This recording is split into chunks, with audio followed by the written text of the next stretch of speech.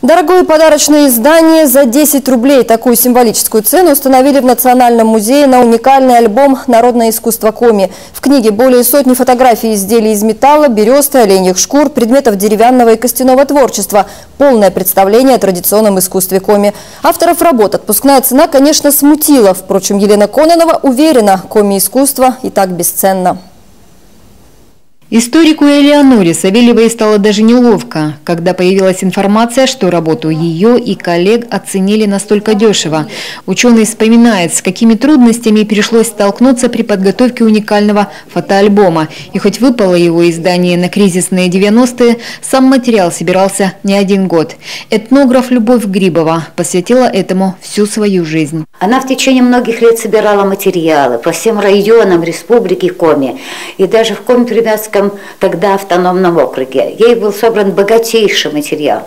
Но это были фотографии, это черно-белые, это были рисунки черно-белые, которые были сделаны ее мужем, ныне тоже уже, к сожалению, покойным Аркадием Васильевичем Мошевым. Любови Грибовой не суждено было увидеть результат своих трудов. Издание вышло уже после ее кончины. За создание альбома взялась Элеонора Савельева. Вместо черно-белых фотографий она решила сделать цветные иллюстрации. Для снимков национальные костюмы, изделия из различных материалов подбирали научные сотрудники Национального музея Ида Уткина и Валентина Зиновская. Полную информацию о народных промыслах Коми в книге написали аж на 3 языках – коми, русском и английском. По словам ученых, получилось отличное пособие для всех, кто хочет знать все об искусстве родного края.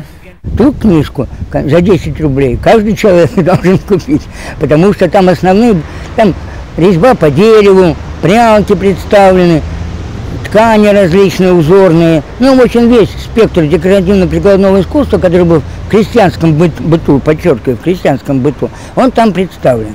Но тогда в 90-е альбом не оценили. 30-тысячный тираж не разошелся даже за 22 года. Хотя книга всегда лежит на кассе. Ее продают за символическую цену, дарят на фестивалях и конференциях. Повышенный интерес к традиционным видам искусств у людей появился только сейчас. Люди стараются брать сразу по несколько экземпляров. Периодически мы проводим акции, когда совсем по минимальной цене продаем этот альбом.